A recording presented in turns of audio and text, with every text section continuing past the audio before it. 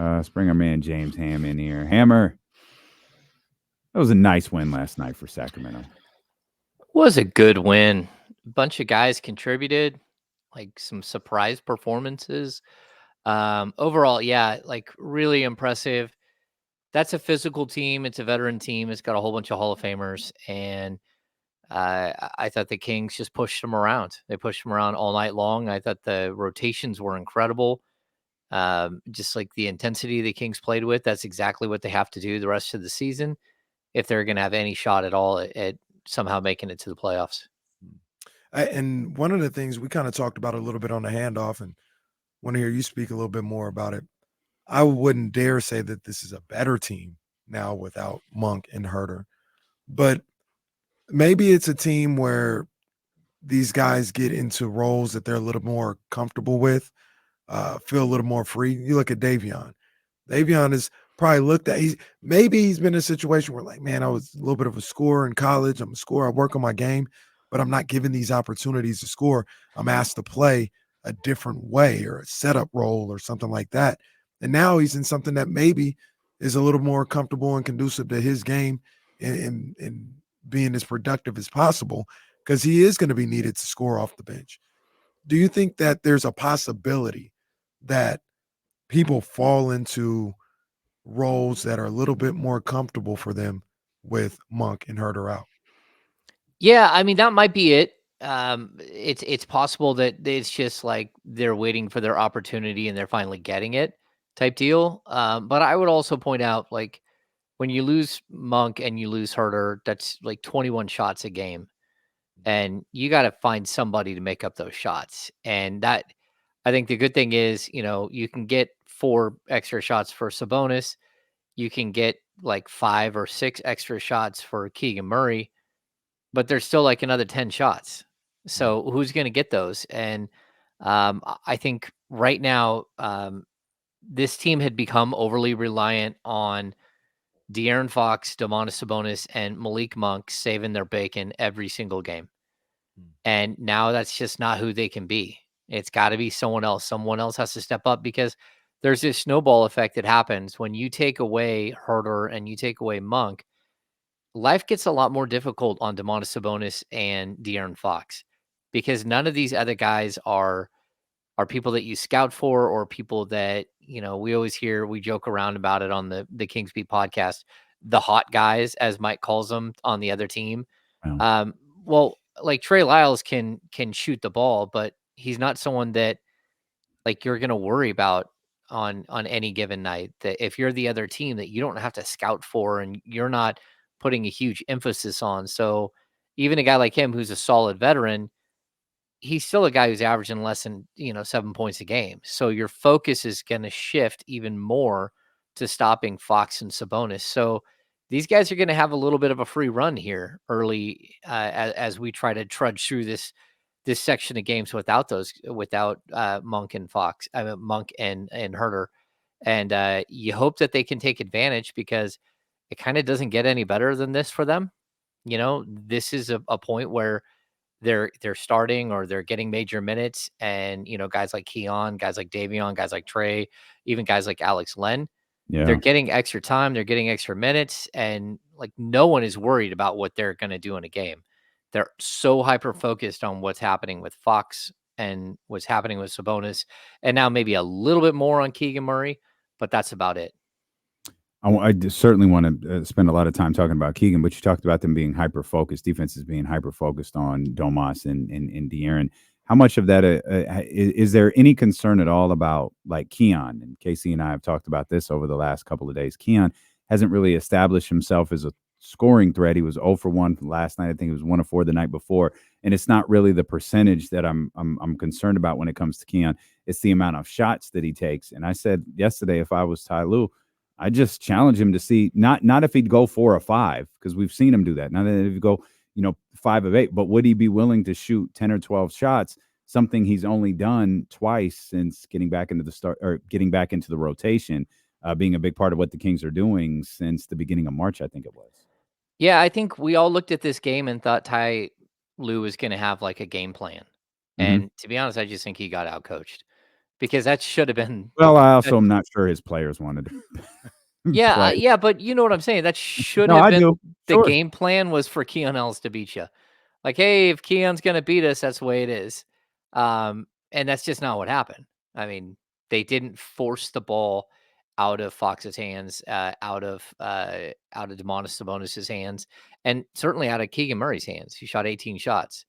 They basically allowed Keon Ellis to be. They guarded him straight up, and it's a strange idea. I don't know why that happened, and it's almost like they didn't have the same approach with Davion. They're like, "Oh no, we should probably leave that guy wide open and see what he does to us." And Davion busted him up, and Trey Lyles busted him up, and so, like, look, it is an all hands on deck thing when it comes to how we're going to see this team finish out the season. But I do think that you know the opposing coach does play a role in this, and we've seen plenty of games where it's like, okay, how well did Mike Brown fare against somebody else, and then but we have to look at it both ways. Like I don't think that team came in mentally prepared and like looked like they were fully 100% ready to face the Kings. No, they look like they were not interested in being there. Mm. You know what I mean? And they got down early and fought back a little bit, but once the Kings fought back from that and got the lead into double digits, seems like they just kind of packed their bags. It was like, well, let's get to LA, and that's not the Kings' fault or anybody else like that. But that Clippers game, you talked about it earlier, Damien. James Harden just was completely Wasn't even non-existent. there. Yeah. Completely non-existent. That was surprising to see. I thought that was going to be a tough opponent and a tough game, even without Kawhi Leonard. But the Kings, they made sure it wasn't close. Mhm. Yeah, I mean, I thought that like we watched Paul George, he was all over Keegan Murray for stretches, and I thought it was great. I thought he was overplaying Keegan, and I thought Keegan. There was one play where he just stuck to Keegan. Paul George did as he was trying to fight through a DHO at the top, and then Keegan got to the other side, and Demonis just flipped it right over the top of him to the basket for a wide open dunk. And to me, it was again another maturation moment for Keegan, where he's starting to figure out that, like, look, if a great defender is gonna try to take you away like that, you've got to be more creative. It can't just be like the pin down and or a DHO off the top and expect that you're just gonna get a wide open shot. Now you got to start, getting into the second and the third option on your offensive set and see what you can come up with. And again, like I'm ready to see Keegan shoot, 15, 16, 17, 18 times a game from here on out. And if he doesn't want to do that, you've got to address that. You've got to address the third scorer, second scorer in the offseason. Well, he's off to a pretty good start as he was 8 of 18 last night, and I think he led the team in field goal attempts the game before on Sunday. Is that right? I could be making that up. Yeah. I could be making that up. Yeah, no, he shot 18 times then too. Yeah. So that's a good start. That's what both of you. I know it's virtually what everybody, but it's been a topic of discussion here on this station. Casey, Hammer, Kyle. It's been, hey, Keegan's got to be that guy. He's got to be the one to make up that scoring and those shots. And James, you mentioned this at the beginning when you first joined us. It was a collective, and that's what games need to be for Sacramento moving forward. There isn't a single guy who can make up for Malik Monk's absence. I think Keegan Murray doing more in the starting lineup is a great start, but you need nights like that from Trey Lyles. And if it's not Trey Lyles, it's Davion Mitchell. And if it's not Davion Mitchell, it's Chris Duarte. It's whoever is in the rotation. Like you're going to have performances. And I think we even set the number at 30 to 40 points for the bench yesterday, and they got 39. And man, that feels like a good recipe if you're able to get it for the Sacramento Kings moving forward. Yeah, I mean, that's a big number, and I don't know how often you're going to get that number. But I also kind of have this feeling that that's how this team should have been playing all year long. Like, this is a collective. It's not the Clippers. It's not the Phoenix Suns.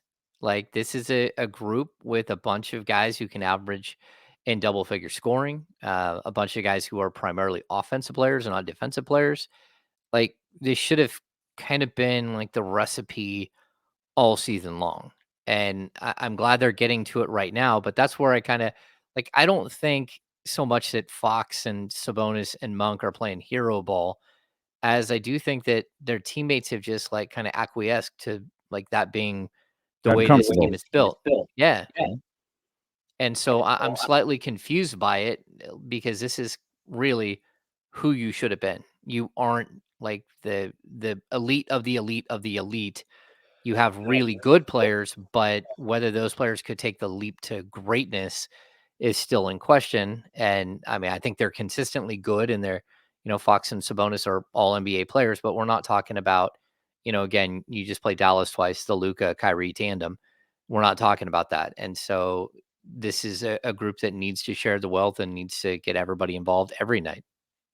We talked a little bit about the fact that they're doing it a different way. 109 points last night, holding another opponent under 100, and maybe there's a shift in how this team kind of plays basketball. Mike Brown talked about it after the game or whatever the case may be, but I look at it another way too, though, Ham and Damien. They scored 109 points last night. They didn't shoot the ball well at all. Mm-hmm. They make 3 more threes. You're up to, almost 120, something like that. So they I know we talked about a different style of play. Well, I think that play is still there for them. They just had a bad shooting night last night. They were able to overcome the bad shooting night last night because of the way they defend. But James, do you see a different style of play for this team right now? No, I mean, I think it's still like what Mike keeps harping on every single time we see him. Like the spray three. It's still like get to the key. And that's what I think Fox has done a really nice job of, whether he's scoring the ball like he has in the past or not, which he's not. I mean, his points per game are way down over the last, maybe 4 weeks. But he is getting to the key. He is breaking down the defense. He's collapsing everything, and he's getting wide open looks. And I think guys like Davion are hitting his shots. What's he shooting? 44% from three since the All-Star break. That's impressive. I think Keon Ellis is hitting his shots when he's getting those opportunities. We saw Kessler Edwards against Dallas hit the wide open shot. Like, that's what you can hope for, that your players that you're relying on for this style of play are doing their best to keep the opponents honest. And so maybe we do see a shift at some point if we start seeing again Lyles and Ellis and Davion like consistently hitting these 3-point shots. Maybe we see the spacing open up a little bit for Fox and Sabonis, but this is kind of who they are and who they have to be from here on out. Sort of this gritty defensive team that once was a great offense and now is kind of, I don't want to say sputtering, but has to play the game a different way because of injury.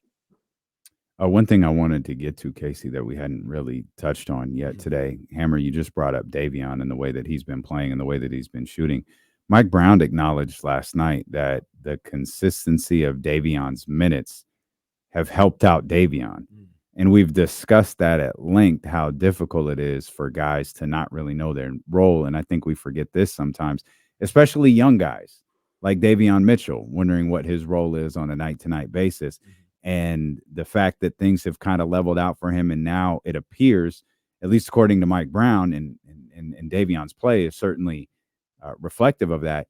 Davion knows what is expected of him every night, man. And to me, Hammer, he has performed at a high level over the course of the last 3 months or so. Yeah, really, to me, it started like at the All-Star break. I know you could trace it back a little bit further, but at the All-Star break, it seems like, I don't know if he had a really good conversation with somebody or if he had a couple of really good workouts in the gym with one of the assistants or a development guy, or he saw something, whatever it was. It feels like he's like, just like the light bulb has gone on and he stopped fighting it, because to me, it's felt so much like he's fighting the offense all the time. And you're watching it and it's just, again, he's the one guy that just stands out, that doesn't really just understand the flow. And then all of a sudden he's in the flow and he's being aggressive and he's not hesitating. And we talk about not hesitating on shooting the three. He's getting to the perfect spot on the floor for himself, and he's getting a perfect pass from his teammates because he's keeping the sight line. He's doing all of these little nuances of the game that often go completely missed. And it's something that for me, it's sort of the bigger picture of why he hasn't found success. It's that he's just a little bit off of what everyone else is doing. And so that puts you just out of position here and there. It puts it so, as opposed to just catching and shooting a ball, you're still coming out of some sort of motion before you go to catch and shoot. And so now you're delayed just a little bit, and now the opponent is able to close out on you a little tighter, and he's not a big guy to start with. So it's all of these little nuances of the game, which I keep telling you guys, just like, I know he's not a bad basketball player. He just doesn't seem to fit what the Kings are doing. All of a sudden, I don't think that's the case. He seems like he's fitting in just perfectly fine. He's in the right spot. He's ready. He's attacking the rim with like a perfect amount of force. And I even mentioned on the Insiders earlier with Kyle, it almost feels like he watched a little bit of Isaiah Thomas during during the break, during the All-Star break, and saw how IT uses his chest to create width and space when he's going to the rim, and separation from a larger opponent. And all of a sudden he's at the rim, he's scoring, he's fearless. And just, it's the confidence that he's playing with, it's the lack of hesitation that he's playing with. But I also think it's that he's in the flow all of a sudden with everyone else. All of a sudden he's part of this symbiotic system that they have, that they all feed off each other. And it, for me, it's really good to see. There's speculation that he's recharged on tacos. Well, see, I need to recharge on them tacos then. Benzito Yeah. last week, but Yeah, yeah, man. shout out. Where you at? Hey, Benzito, let us know where you're gonna be at next time, man. Drop the pin. Yeah, man. Drop I'm the pulling pin, up. Brody. I'm Yeah, pulling man. up. I need that. The other thing about Davion is, I think somebody would ask me, what type of player is Davion Mitchell? I think we'd all go to like defense first or whatever. I'm not necessarily wrong, but I think he's a scorer. I think he's a scoring guard. He's not your set things up type point guard, all this other stuff, distributor and all this other stuff. And at least on the offensive end, he's a scoring point guard. And I feel like in the system that the Kings had and what they were needing from him and asking for him, when everybody was healthy, was, hey, go in there and just hold it down until Fox gets back into the game. And now, due to the injuries and having to step up a little bit, he gets to be a little bit more of that scoring guard. Look for his shots, look for attacking, look to be aggressive on the offensive end. Not saying nobody's saying before don't shoot the ball, but just maybe a little bit more comfortable now. Do you see that in his game as well, James? Well, yeah. I mean, it's a big deal when Monk isn't there, right? Because even when he's not when Davion is playing with Fox, Fox is going to have the ball as a primary ball handler. But when he's playing with Monk, it's the same exact thing. They use those guys almost identical, and the way that they hand the ball to them. What I think though is, like, when he starts dribbling, it used to be that he was almost like kind of circling around Domas, trying to find the seam. And now he's not waiting, he's just going. And so I think he can be more of a scorer. I mean, people forget he averaged 11 points a game as a rookie. And, he kind of, like, in his rookie season, my player comp with the way that he attacked he's very similar to Ty Lawson. And so you're always watching, like, he's super quick in the half court, and he's got nice handles, stop and go motion, but then he's got the floater. He can get to the rim because he's so quick. He's got a pull-up game. And so that's where I kind of thought, I didn't think he was going to reach the heights of Ty Lawson, but I did see him as like a very, very nice defensive player. And then, just, it hasn't really progressed from there, especially, that first year it was De'Aaron, it was Ty, and it was Ty Halliburton, and it was Davion. And so again, he's just being asked to play off the ball the whole time. He looks more comfortable, and that's for sure. He's always going to be a player a little bit like Tyreek Evans, that is he's a lot more comfortable on the floor when on defense the ball is in front of him and he's defending, not he's over defending a guy in the corner that doesn't have the ball. And then on the offensive end, when the ball is in his hands, that's when he's the most sort of confident, because that's who he's been as a player his whole life. Did anybody else see that play last night? James talked about his help side and guarding the ball. Anybody else see that that play last night that was kind of bizarre, where Davion's at the top of the key, like not even the key, he's more towards like half court, but he's one-on-one guarding somebody.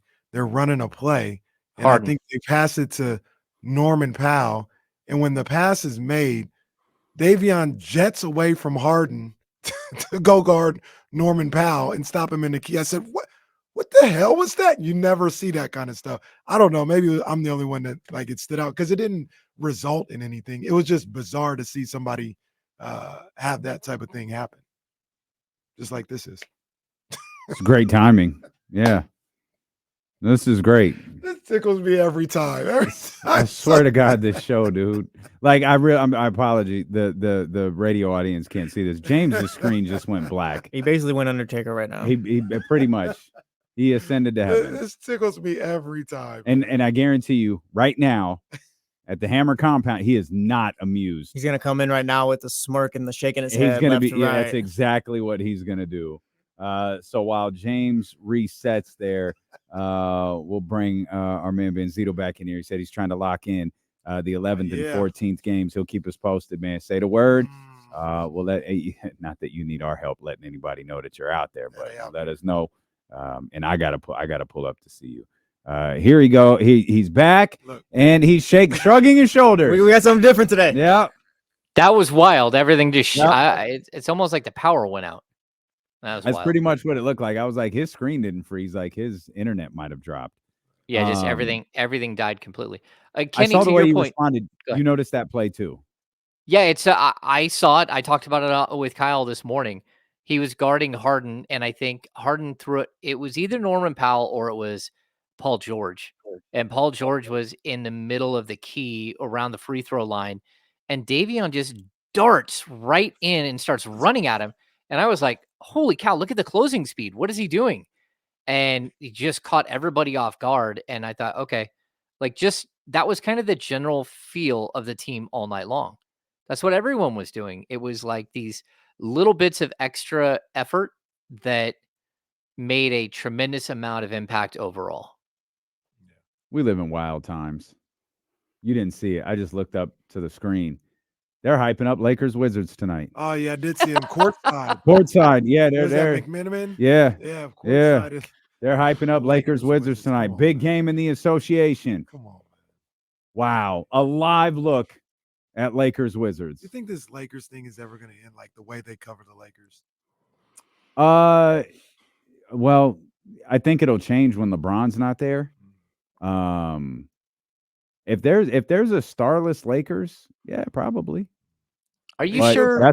Because I don't know. A bunch of national TV games when they were in the I'm not D'Angelo. I'm not Ingram Randall years. Yeah, I am 100% not sure about that. I'm pretty sure that today Jerry West was inducted into the Hall of Fame for the third time. Yep. The third time. So if you think it's going to go away, he's the Ric Flair of the NBA. No, they're just going to keep inducting people into the Hall of Fame for random reasons. Like, oh, okay, well, a contributor now. Like, it was enough that he's a player, that he's the logo, that he was an executive, but now let's just contributor. Jeannie pitched they should put Kobe in for 8 and then put Kobe in for 24. So it could be a 2-time. I'm just kidding. I don't know that. Jeannie I thought she really did. No. I was kidding. She didn't do that. Well, not that I know of. Not that you know of. We'll come back. We'll talk more Kings basketball with our Kings insider from the Insiders. It's our man James Ham here with D'Lo and KC on Sacramento Sports Leader ESPN 1320. It's believable, like the allegations on Kanye. Well, lock them in cages. I need to know if what Manny mentioned is this the shoot? Is this accurate? Yeah. Or was that last Friday? He tweeted us. It says 4 or 5 in Roseville. Friday Friday nights at the taco truck. Come out this Friday, 4 or 5, for our first dinner service at our new Roseville pop up. Oh, hey. Wait, who's that? Manzito's got a pop up? Yeah. Yeah. Oh. Yep. I'm in there. Mm-hmm. Well, we Oh, got yeah, a I'm in game. there. We got a game at 4. Don't we have a game on Thursday? Yeah, the Celtics. Friday? We? Hi. We? We as in like we're going to be watching a game. Yeah. Yeah. Oh, yeah, that's the night that the Kings are going Maybe to I'll lose beat by I'll beat the 25 to Kings the fans. Celtics. I'll beat the Kings fans there then. Oh, this is the spot. Like, wasn't he there last The one weekend? by the The Sharif jeweler's joint. Yeah. Yeah. Oh yeah. Okay. I'll see you.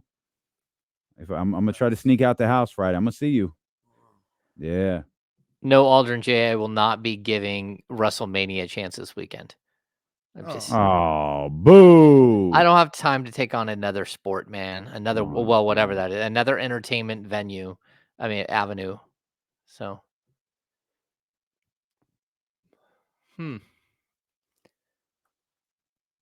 I was at the Costco today, buying replacements for the Fortress of Snackitude. No. And I'm not gonna. I think someone may have left that open in recent days. Oh my gosh. Whoa. Kenny, was it Someone may you? have left it open in recent days. Do you know who? I don't. It was one morning. I went to. Sometimes I don't. I just look, and I'm like, I'm kind of hungry. Let's see what's in here. And I looked, and I'm like, uh-oh. And I pulled it, and it was open. Get the cameras Maybe, out. maybe it was me. Maybe I was Oh refilling no! it. Oh no! It's possible I was refilling it and forgot it open. I don't know. I don't We're think gonna so. put I it. Is don't that think what- I did it. I don't think so. I can't. No, can't say for Kenny- Sure, but Honestly, I don't even know Kenny's if in you there were like here. my hands are full. It could have been Kenny.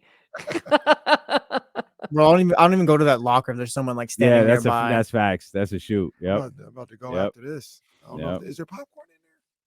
Yeah, there's still a few, I think. Gonna Well, drop there a couple was. bucks into the. Nah, I'm just gonna go get some stuff. I need to go get some more. Well, not all of us are rich with Costco cards like you two. I need to go get the No chocolate bar things. speculation. Those are my I got Alan 'em. Styles broke in, stealing our snacks. It's a long list. I was just looking over. I was at Costco and I'm like, oh, I'm gonna get some Whistle Pig because I thought I was out. And I'm sitting here looking and I still have like that much of a bottle left. Like, all right, Oh, I don't know. that's easy work for James. Now I got extra. Oh, there you go. There you go. There you go. I tried getting through a Costco parking lot yesterday. I almost took my ass home. Oh man, that is a tough. Natama's still tough popping look. heavy, huh? Yeah, and like people were just like parking in the middle of the parking lot, waiting for this car to back out so they can take that spot. Meanwhile, it is a mess. I'm always fascinated by the people who have to have like the closest parking spot. Oh yeah, that's just not my bag. I park far away and away So from do everyone's I. car. Don't touch my My car. wife So do does I. that. Like if there's a open one close, cool. If there's an open one in the back, I'll take that. No big deal. I park in the same general vicinity every time, everywhere I go. I have not switched my parking spot here at all either. No, that's the shoot. You haven't. Yep. James looked like he got a brand new car. Come on, man. James had out the here people with the styling. tents out there ready to go. Styling Boy. and profiling. I was like, oh That's man, right. Casey here. Oh, that's not Casey. Oh, That's Hammer. it looks good. Styling, profiling. Yeah, it's a little dark. Usually I what like I try to stick to, Katrina. Night shopping's the best. People don't even, there's no one there. I'm more of an early morning guy. Yeah, I'm excited about the Rockland Costco opening soon. That's at least closer to the house. And it should be less crowded, although I don't know. Wait, where is that going? It's off Sierra College Boulevard, but opposite the Oh. side of Sierra College, I got you. over across from the AMPM, I guess. Yeah, that's Sierra College is way down. Facts. Coming back, Hammer. Wait. Not that one. That one. Back here with our man James Ham, talking Kings basketball. James, you brought it up several times.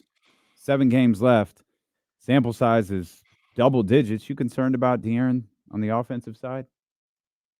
I mean, he scored 30 once in the last, I don't know, 17 games, something like that. Mm. Yeah, I mean, I was pretty concerned about Demonis's scoring as well. I mean, I think both of these guys, just because of the way this team is built, and the way that the fact that they've had guys who I don't know who just are okay taking a back seat. I think a lot of pressure and a lot of the workload has been put on Sabonis and Fox, and I think both of them are feeling it at this point. And this is, year 2 of both of them playing super meaningful games late in the season, and that's not easy. They're learning. It's the process of figuring out how to, carry yourself all the way through a long season. So yeah, I think like in a perfect world, you would be able to give De'Aaron Fox a game or two off down the stretch to get him ready for the playoffs, but it's just not a luxury the Kings have. The same thing with Sabonis. And it is what it is at this point. If you get 14 more games out of these guys, then I think everyone would be super excited. If you get a few more than that, that'd be great.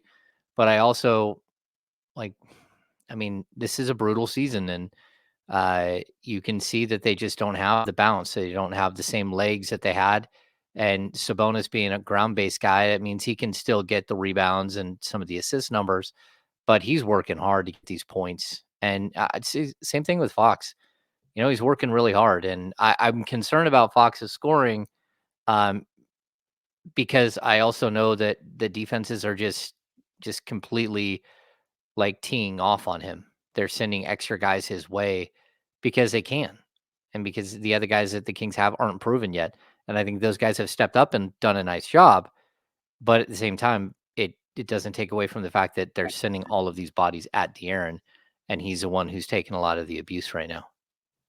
James, anything going on with his thumb? I noticed, and a couple other people knows he had a little wrap on his thumb yesterday. I think that was the first time in recent memory that he's had a wrap. But any word on that? No, to be honest, I didn't even notice it. Was it his right hand or his left? His left thumb, I think it was. Okay. I thought I don't think it was there before yesterday, and I don't even know when it got there yesterday, but yeah, it's something I noticed. I mean, this game didn't look any different to me. I didn't shoot the ball well, but he usually shoots better than that. But I thought he was attacking still and making moves or anything else like that. So I didn't know if anybody had brought it up or even noticed it really. No, I hadn't noticed it, but I would also tell you that he's shooting like 85% from the free throw line since the All-Star break. And Mhm. yesterday he shot 7 to 7 from the free throw line. And so that tells me that I think he's okay. I just think his legs are hurting. He just again, he's fighting through it. This is, the second to third wind of the season that you've got to find, and now you don't have anyone to take any of that pressure off you. And especially with Monk out, you just don't have anyone to help you out. So there's He going to did be a miss lot of focus on him. he did miss games with the knee contusion or whatever it was classified as, Oh yeah, just over a month or so ago. yeah. Month and some change. Do you think he makes all defense? I don't Like know. his numbers are really they're really starting to add up. Like he's one of the top defending guards in the entire league. Yeah, I think defense is a lot about reputation, and I think eventually you'll see him probably make an all defensive team, like second team or something. I certainly think at this point he probably has a better chance at all defensive team than he does at all NBA. Just because that's kind of the way the season's gone, and I think he's been overlooked quite a bit. But he's up to what is he second in the league in steals per game, and he's super close to Shea Gilgeous Alexander. Mhm. So I think he'll average over 2 steals per game. Like I think he's improved a ton, but you still have this group of players that are just known for their defense more than they are for a guy who puts up 26 points per game. And they usually give a lot of those guys nods over a player like Fox, especially who's played for a team that is, even though like they are, what are they like 16th, 17th in the league right now in defensive rating? they're still a team that most people think of as a really bad defensive team. And until they sort of clean that up and show that they've taken another step, yeah, I think it'll be tough. And I'm Well, not saying it's impossible. Lord knows those voters aren't watching to see what's I'm happening. about to say, and this isn't James is saying correct information. Like these things happen, but it's just a bunch of usually in the past years, this guy's good, so I'll vote for him. What? Not wrong. This guy could be like, Yeah. he could have the worst individual defensive rating in the league. You're like, Drew Holiday's usually good, so just that's a first team. Well, Draymond Green, Defensive Player of the Year, based on the last week. Yeah. Well, and I certainly think you brought up Drew Holiday. I think he'll be there. I think Derek White will be there. So, like, the Celtics are going to get plenty of defensive guys in this, and then I think you go to Minnesota where they'll have one or two guys that are all defensive, just because those are some of the best defensive teams in the Rudy, league. yeah. That's it. But I'm thinking about the guards. They shouldn't have anybody in the guards. Yeah, and I assume all defense works the same way as all NBA. Where it's just 5 like players it's just now? 10, right? 10 Is there? players. Yeah, I think it's It's a good just 10 question. players. Yeah, I thought they I don't know. still kept the format though. The 2 guards, 2 forwards, and a center. I shall search the internet and find out. He should get there. I think Fox is also, isn't he up towards the top with SGA and like deflections or something like that? Yeah, virtually every category. It's some combination of Shea, Donovan, and De'Aaron. Jesse, did you? I believe all defensive team I'm looking at right now, it's on positionless now. Positionless. Okay. Okay. And you're saying Donovan Mitchell? Mm-hmm. Okay. And he's you're he's right. not eligible. Never He's mind. not eligible for anything. Nonsense. We didn't make it an hour without more nonsense. Allegations. Yeah, that's right. He's Hey, not eligible. I'll say, like, look, if he made it, I wouldn't be shocked. If he didn't make it, I also wouldn't be shocked because it's just kind of, he plays in Sacramento, and it doesn't always translate to the voting. Yeah, Or right. ever. Benjamin is right. It's voters like Kevin O'Connell who just don't pay attention. Kevin O'Conman is his name. I choose to call him by his name. His name is Kevin O'Connell. Okay. I'm not going to disrespect that man. Call him out. That is the Vikings coach, right? Just to be clear.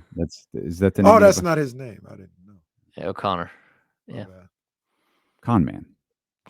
He's conned some of y'all into believing he knows what the hell he's talking about. What is Kevin O'Connell going to tell me about basketball? Well, that the Celtics broke the Kings, or that De'Aaron Fox is broken, or something. I'm not sure. It's probably something along those lines.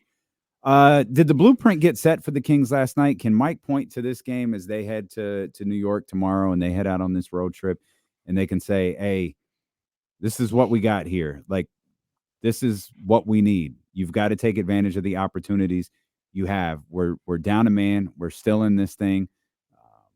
We have an opportunity to play in the playoffs. We're going to have an opportunity to play in the playoffs no matter what. We have an opportunity to solidify a playoff spot before a couple of other teams do." I feel like Mike can use, if you want to brush aside Utah, I don't think coaches do that, and I don't think players do that. I think we do it. I don't think they do it. But you can hey, this was a 4 seed that is struggling right now. We took advantage. We had our way with them. We did what we were supposed to do. We're down, 25 with the possibility of 50, and we made this thing pop. And if I'm Mike, which I'm very much not, because he's very good head coach, I'd say, we set the template, guys. This is what we got to do on a night-to-night basis. Yeah, I mean, I think that's the hope, but you have to make sure that the things that you did in this game are repeatable, that your players understand that the reason why, again, like Davion Mitchell and Trey Lyles hit all those threes is because you did exactly what he asked you to do. You shrunk the defense, and then you sprayed it out to the guys for wide open looks. Yeah, I think there was something interesting when you talk about the blueprint or whatever. We got it both from Trey Lyles and from Davion Mitchell. Both of them said, "We followed the game plan." And it was like, okay, does that mean you don't usually follow the game plan, or Was this a different game plan, or what do you exactly mean by that? And I just think that they walked into that game super prepared and with some very, very fine points that they were looking for in order to find success. And everything that they did when they followed the plan, it worked. And if they can keep doing that, I think that they're going to have a shot, because I don't think the game plan has been bad all year. I think some of the execution of the game plan has been poor. And that's not for everybody, but that's for some individuals on some nights. And the way that this team is built, that can be a different individual every night, or two different individuals every night that just aren't completely following what it is that everyone is supposed to be doing. And if you can get 100% buy-in from here on out, you might have a shot. And so that's kind of where, um, I think a blueprint is tough, because who knows if the shots are going to fall? Who knows if Trey Lyles is again going to go 3 of 8 from three, and Davion is going to go 4 of 7. Um, but the ideas behind what they're doing, I think, is repeatable, and the fact that it doesn't have to be Trey and Davion next game; it could be Harrison and Keon next game that do that exact thing.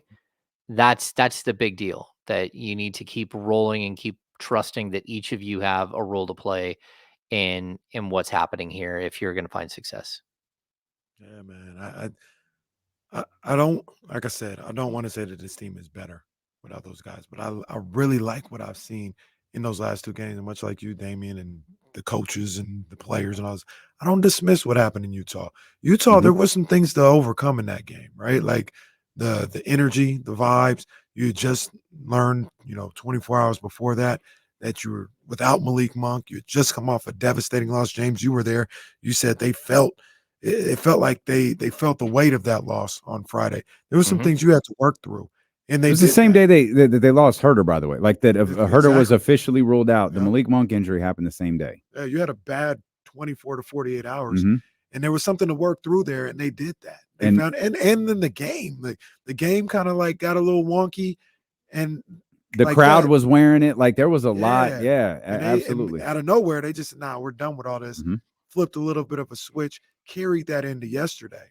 And now the hope is carry that on the road with you. Because James, I think tomorrow's a huge game for this team to set the tone for this 4-game trip, and could set the tone for what they need to do to finish out the season. Last 7 games. Yeah, I mean, this is the big game. This is a physical team that beat you up at on your home court. You allowed one player to really just trash you, and they're shorthanded. And I mean, we all know, like, the Knicks are always shorthanded, it seems like, but no OG, who was not very good against the Kings. No Julius Randle. I think Mitchell got hurt again and might be questionable.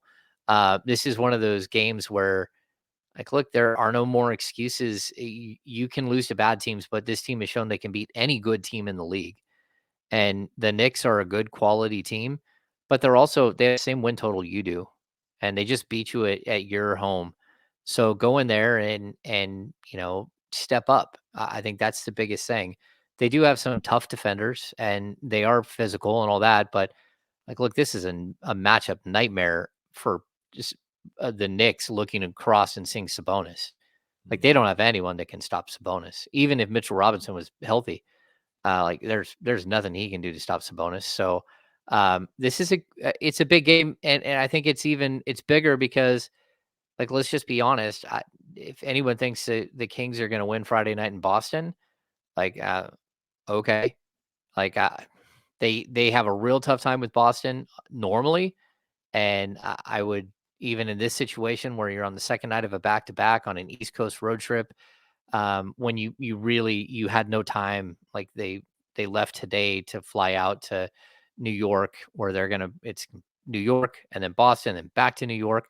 Like, this is a tough one. And I don't think that we can expect them to somehow magically beat a team that they haven't been able to beat in the Celtics. So it puts a little more emphasis on the front side on that Knicks game. And for Mike, it's also got to be one of those games where you're looking at it like, do I go to a 7-man rotation? Do I go to a 6-man rotation? Do I just realistically play the guys that I know that I can trust?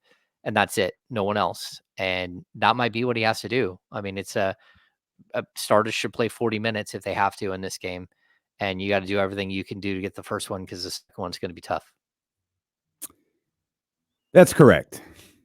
There isn't a professional athlete on the planet that thinks that way, nor a coach, in my mind. Like, we can talk about it. That's what we do.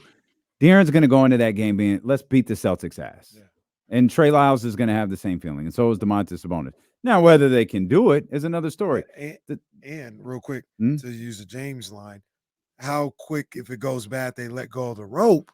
That's something different, too. Like, if you go in there and say, yo, we got these guys, and then it's 20-8, you know. We ain't got them. Yeah. Then you could fold it in. We saw that with the Clippers last night. And also we got to keep the same energy because everyone does this when the Kings win a couple of games at the end. Well, let's look around here. The Celtics got the 1 spot by 12 games. They look ESPN countdown to tip off. The Thunder versus the Celtics. Who cares? The Celtics are chilling. So it could be, you talk about the Kings letting go of the rope. We go into that game on Friday. Kings punch him in the mouth. Joe's like, nah, this ain't worth it. They could wind up looking like the Clippers did last night. Yeah, they got nothing to play for.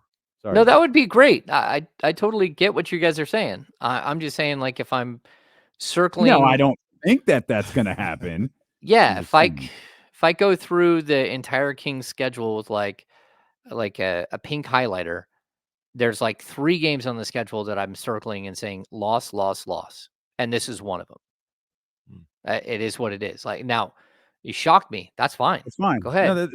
No, when you did your schedule circling thing, what did you circle for Detroit, Washington, and Portland? That's like the green highlighter. Easy, guaranteed win. Yeah. Done. 7-1 versus the Lakers and Nuggets. You mentioned the Celtics killing and stuff too. Last week, Mazzulla was talking about he let Porzingis get cooked by Dejounte Murray on all fourth quarter of the game. They lost so that he could see what the matchup looked like. So yeah, they're not like, oh, we got to win these games. Like, he's testing things out too. Yeah, he's not going to test. I get you. I get what you're saying there, but he's not going to test out because I don't think Joe Mazzulla thinks he's going to face the Kings in the championship. So he doesn't need to. Gonna be wrong then. Look at word. Yep. It's We're going streaking, boys. Grab your green hat. Coach. Get your green hat. Grab your green hat. We're going streaking. You know, the other frustrating part of this, Hammer, is we look at everyone else's schedule and you talk about circling wins and losses, and none of it has gone the way we expected. Like, we wondered. I didn't know what way last night's game would go, but the Warriors, they're hot right now. They beat Dallas, who was hot going into the game. You've got, the Lakers winning a ton of games right now. Phoenix randomly beating good teams and just kind of losing to like marginal teams. Yeah. Every now and then they do some things that you don't expect. Right. One way or the other. Yeah, right. Yeah, I mean, the Pelicans win for Phoenix, and we had that discussion, like, who do you want to win? Kyle asked, who do you want to win this game? Like, while I think I was at the Kings game while that game was going on. Like, if you're looking at the Kings and you think, hey, like, what would it be more advantageous? Who would it be more advantageous? Whether the Pelicans win or the Suns win? I said, oh no, the Pelicans. No, I want, like, if the Pelicans lose, you're dropping them back into a larger pool. And when you get to a larger pool, their 4-0 against the Kings might not matter if you have a 3-way tie and that other team has a tiebreaker against the Pelicans and you have a tiebreaker against that team. Then it goes to something like conference record, and the Kings conference record is really good. They've got the conference record on all of these teams.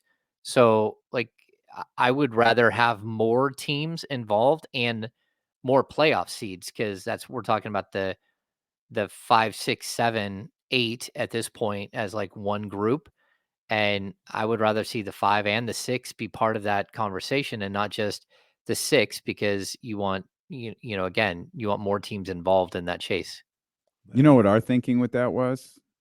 Because there were a couple of the Pelicans and Suns were one. I think Warriors and Dallas might have been the other. Yeah, they got another one. Whoever wins the first one, win the second one. don't split the two games against each other. Just so the Warriors now go Dubs, beat Dallas again. Make yeah. believe. Make them see. Yeah, what was it? The Suns beat the Pelicans. Yeah, win the second one. What was Valley? No, it was something stupid. Heated Let up them or know. something like Coming in hot. Coming in hot. No That's flag. what it is. We're using the hashtags. Coming in hot. Coming Who in was hot. let them know? Who was that again?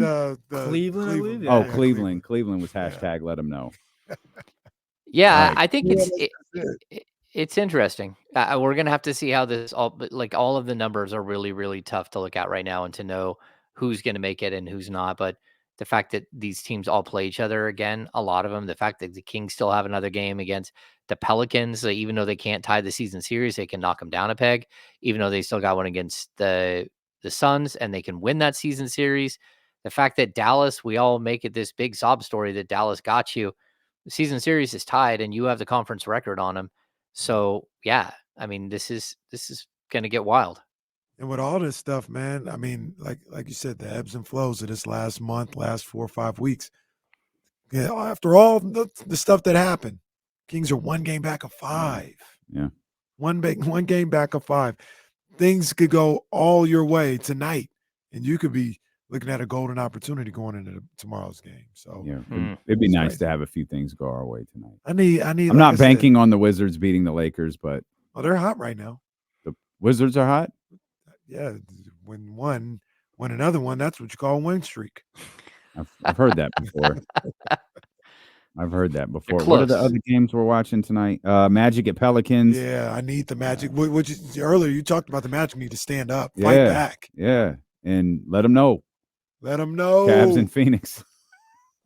Let them know, Cleveland. No. Let them know, Cleveland. We appreciate you guys so much for being with us. If you're on YouTube, hit the thumbs up before you go. If you're on